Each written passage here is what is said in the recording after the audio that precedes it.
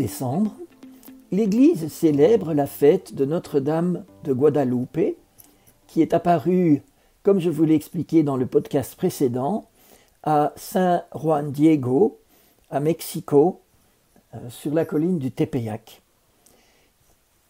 Je vous rappelle que quand Juan Diego est arrivé devant l'évêque et qu'il a ouvert sa tilma, l'évêque a vu cette image miraculeuse qui s'était imprimée même à l'insu de Juan Diego parce qu'il ne le savait pas.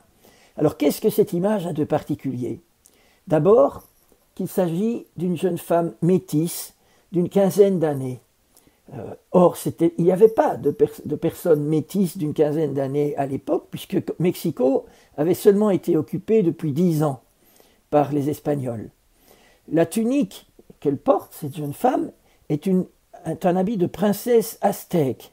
Et toutes les couleurs évoquent l'aube et le coucher du soleil, ce sont les couleurs du dieu soleil.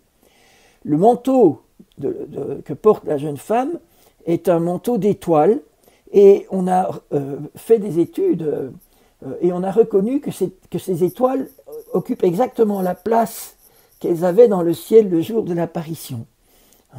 Il y a les signes solaires, les rayons qui sont au nombre de 100, et il y en a 12 qui entourent la tête, qui forment une couronne d'or. La ceinture est noire, ce qui signifie, dans la culture aztèque, que la jeune femme est enceinte. Moi, je trouve ça absolument extraordinaire. Sur cette image, on voit que Marie est enceinte simplement grâce à sa ceinture. Mais les Espagnols ne connaissaient pas ce détail. Et donc, dans cette image, vous avez aussi la maternité de Marie, la présence invisible de Jésus sur l'image. Et vous avez plein d'autres détails tout à fait typiques qui font que, en fait, cette image est comme un livre ouvert que les Aztèques pouvaient déchiffrer comme nous, on lit un alphabet.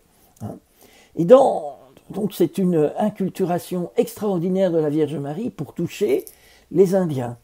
Ce que Marie a fait là-bas, en prenant l'apparence d'une métisse et en apparaissant un Indien, elle a donné leur dignité à cette population qui, je vous rappelle, à l'époque, était en recherche de dignité. Les Espagnols se posaient même la question, est-ce que les Indiens ont une âme? Et il a fallu la controverse de Valladolid pour arriver à dire oui, ils ont une âme, donc on ne peut pas les réduire en esclavage. Mais la Vierge Marie était déjà venue dire, ils sont mes enfants, je suis leur mère. C'est quand même quelque chose d'absolument extraordinaire.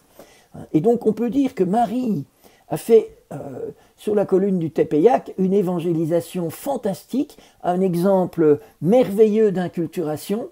Elle a touché les Indiens, mais maintenant elle continue à toucher, parce qu'en fait les signes qui sont sur la tilma de cette image sont des signes qui parlent aussi à notre époque, parce que la science s'est penchée sur ce tissu, et maintenant on a des choses qui sont inexplicables, qui rendent l'image encore plus mystérieuse, et donc pour moi, qui authentifient de certaine manière ce miracle.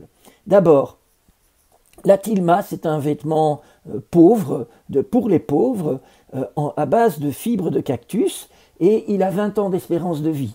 Il est toujours là depuis les apparitions, depuis plus de 500 ans, et en plus, le tissu de la tilma a une température constante entre 36,6 et 37 degrés, c'est-à-dire la température d'un corps humain. C'est très très étonnant que, en fait, c'est comme si elle vivait. Et plus tard, on va voir aussi avec la NASA que les yeux de Marie, non seulement on voit dans les yeux de Marie le reflet de Juan Diego qui se reflète selon les lois de l'optique dans l'œil humain qui ont été découverts par Samson et Purkinje bien plus tard, mais on voit aussi, chose incroyable, c'est que la pupille de Marie se dilate et se rétracte avec la lumière.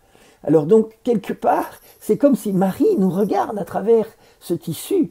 Quand on va la voir, ce n'est pas pour aller voir Marie, c'est pour être regardé par elle.